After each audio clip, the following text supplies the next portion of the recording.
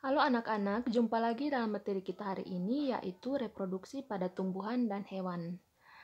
Dan sebelum kita memulai materi, Ibu mau ingatkan bagi yang belum subscribe, tolong subscribe dan share sebanyak-banyaknya ke teman kalian dan jangan lupa nyalakan tanda lonceng biar selalu ada pemberitahuan setiap kali Ibu upload video baru. Oke?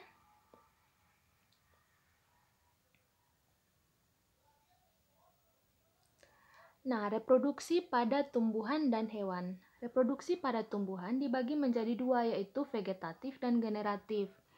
Vegetatif adalah proses reproduksi tanpa melalui proses penyerbukan atau pembuahan atau fertilisasi. Sedangkan reproduksi generatif adalah reproduksi yang melalui proses penyerbukan atau pembuahan atau fertilisasi. Reproduksi pada hewan dibagi menjadi dua, yaitu reproduksi seksual dan aseksual. Reproduksi seksual adalah reproduksi melalui proses perkawinan atau fertilisasi, sedangkan reproduksi aseksual adalah reproduksi tanpa melalui proses perkawinan atau fertilisasi.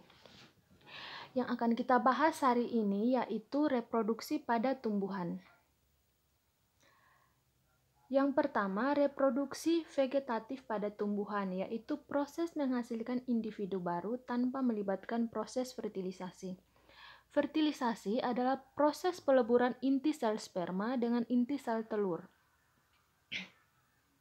Reproduksi vegetatif tumbuhan bisa terjadi melalui dua cara, yaitu reproduksi vegetatif alami seperti spora, fragmentasi, tunas, umbi lapis, umbi batang, stolon, dan risom. Sedangkan reproduksi vegetatif buatan meliputi stek, cangkok, menyambung atau enten, dan menempel atau okulasi. Baik, kita bahas satu persatu dari reproduksi vegetatif alami. Yang pertama itu spora. Reproduksi dengan spora biasanya terjadi pada lumut dan tumbuhan paku. Spora tumbuhan lumut dibentuk oleh generasi sporofitnya, yaitu di dalam sporangium atau kotak spora. Spora tumbuhan paku dihasilkan oleh daun fertil pada permukaan bawah daun fertil atau di tepi-tepi daun.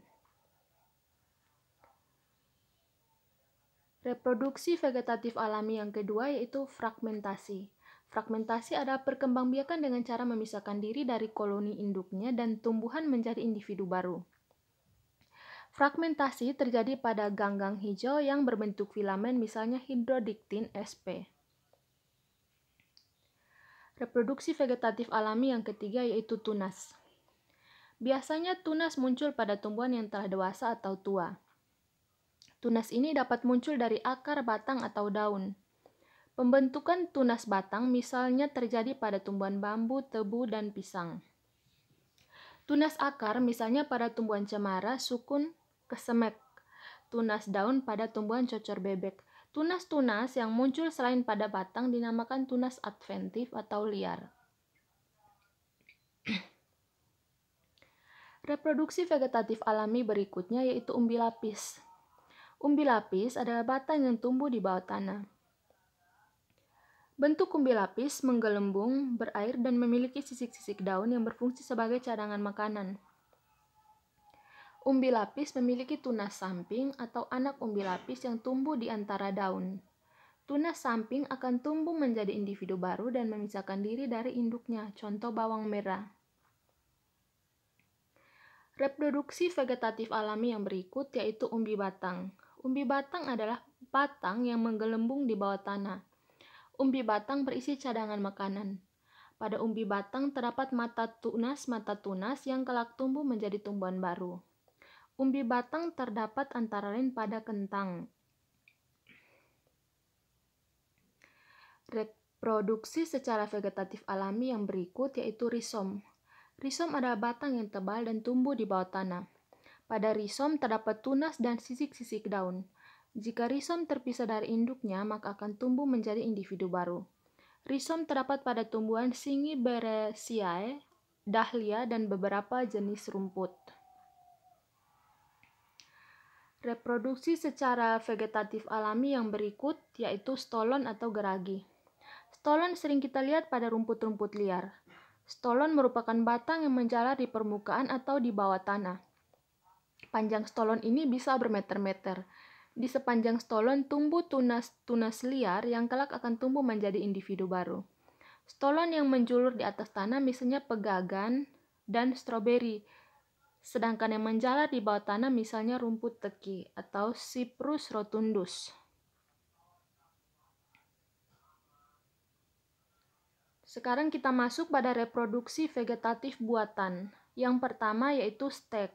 Stek adalah cara perkembangbiakan dengan menggunakan potongan-potongan batang atau cabang, terutama pada daerah yang berbuku-buku, misalnya tanaman hibiscus tiliaceus atau waru, dan Saccharum officinarum atau tebu. Stek bisa dilakukan pada batang, akar, dan daun. Contoh lain pada mawar atau singkong. Reproduksi vegetatif buatan yang berikut yaitu cangkok. Cangkok adalah cara perkembangbiakan dengan membuang sebagian kulit dan kambium secara melingkar pada cabang batang, lalu ditutup dengan tanah yang kemudian dibungkus dengan pembalut, dalam hal ini sabut kelapa atau plastik. Setelah akar tumbuh, batang dipotong kemudian ditanam. Cangkok hanya dapat dilakukan pada tumbuhan yang tergolong dikotil, terutama buah-buahan. Contohnya pohon jambu, mangga, dan lain-lain. Contoh mencangkok bisa kalian lihat pada gambar.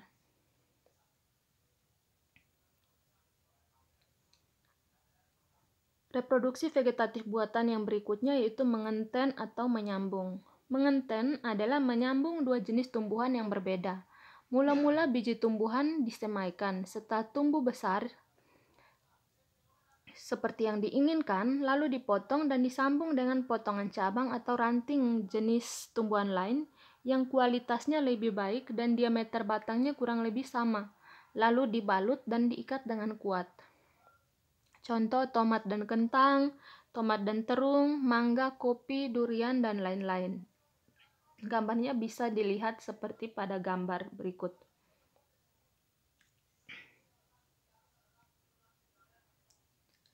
Reproduksi vegetatif buatan yang berikut yaitu okulasi. Okulasi pada dasarnya sama dengan mengenten, tetapi tumbuhan yang ditaruh di atas hanya diambil mata tunasnya saja.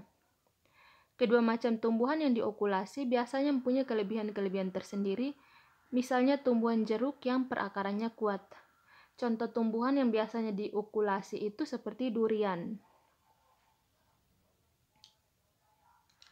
Reproduksi vegetatif buatan yang berikut yaitu merunduk.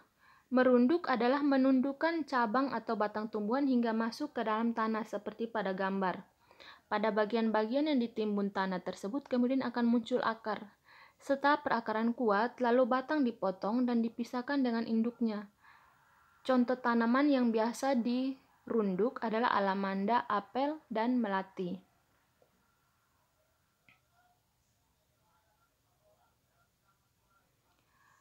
Nah, sekarang kita masuk ke reproduksi generatif pada tumbuhan.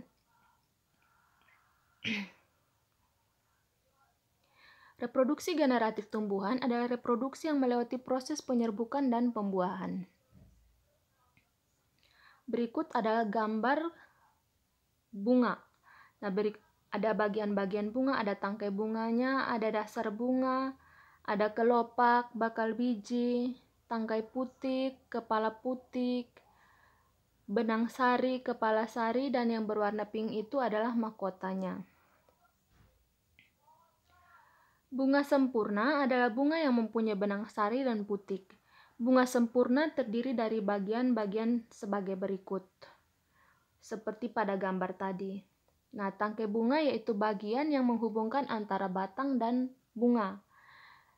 Kelopak bunga yaitu bagian yang gunanya untuk melindungi ketika bunga masih kuncup. Kelopak bunga berwarna hijau, bentuknya menyerupai daun. Kelopak bunga akan membelah bila bunga mekar. Mahkota bunga yaitu bagian bunga yang indah. Mahkota biasanya bentuknya menarik dan berwarna-warni. Mahkota bunga berguna untuk menarik perhatian serangga. Benang sari yaitu alat kelamin jantan bunga, berguna sebagai alat perkembangbiakan. dan putik yaitu alat kelamin betina bunga, berguna sebagai alat perkembangbiakan juga.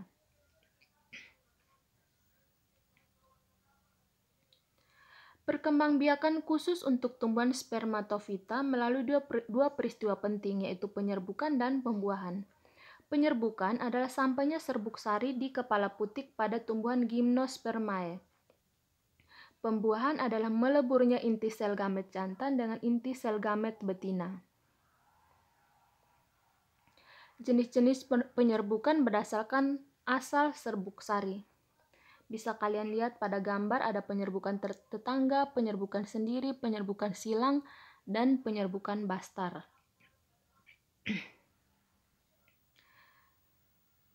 Autogami atau penyerbukan sendiri asal serbuk sarinya dari satu bunga yang sama. Getonogami atau penyerbukan tetangga dari bunga lain dalam satu pohon. Allogami atau penyerbukan silang dari bunga lain yang masih satu spesies. Hibribastar adalah dari bunga lain yang berasal dari varietas atau jenis lain. Agar serbuk sari sampai ke kepala putik, maka dalam penyerbukan ada hal-hal yang menjadi perantaranya, antara lain angin, air, hewan, dan manusia. Kita bahas satu persatu, yaitu perantara angin atau disebut dengan anemogami. Anemogami adalah sampainya serbuk sari ke kepala putik dengan bantuan angin. Ciri-ciri bunga yang penyerbukannya secara anemogami adalah sebagai berikut. Bunga tidak berwarna cerah, biasanya hijau, dan tidak terdapat kelopak bunga. Bunga tidak berbau, tidak memiliki kelenjar madu, benang sari bertangkai panjang dan berjumbe di luar bunga, putik melekat di tengah, serbuk sari sangat banyak, kecil seperti bubuk, kering, ringan, dan permukaannya halus, struktur bunga sederhana, putik berbentuk spiral atau pensil sehingga membentuk permukaan yang lebih besar untuk memudahkan menangkap serbuk sari. Anemogami dapat terjadi pada rumput-rumputan. Yang berikut air atau hidrogami. Hidrogami artinya sampainya serbuk sari ke kepala putik dengan bantuan air.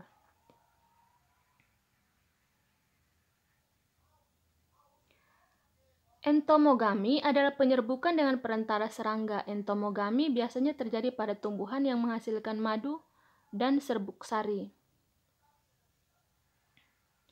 Contoh hewannya ada antara lain kupu-kupu, lalat, kumbang, dan lebah.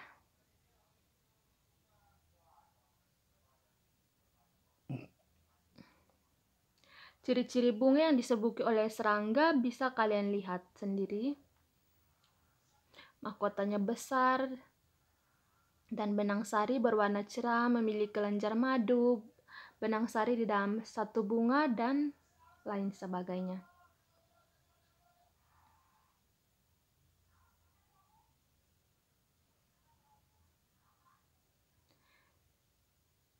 Kemudian ornitogami adalah penyerbukan dengan bantuan burung. Bunga yang dipolinasi oleh burung biasanya mengandung madu dan air serta berwarna merah atau mengandung unsur warna merah karena burung sangat peka terhadap warna ini.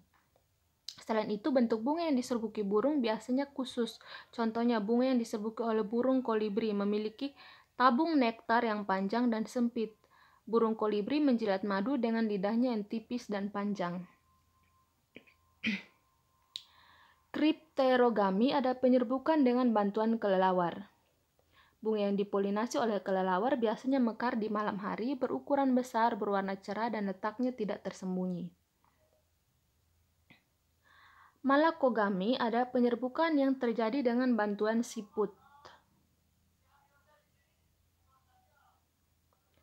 Antropogami adalah penyerbukan yang sengaja dilakukan oleh manusia, misalnya penyerbukan pada bunga tumbuhan vanili dan beberapa jenis anggrek. Penyerbukan dengan perantaraan manusia biasanya dilakukan karena bunga tersebut tidak dapat menyerbuk diri sendiri atau karena manusia ingin melakukan persilangan buatan untuk mencari varietas-varietas baru yang unggul. Oke, sampai sini paham?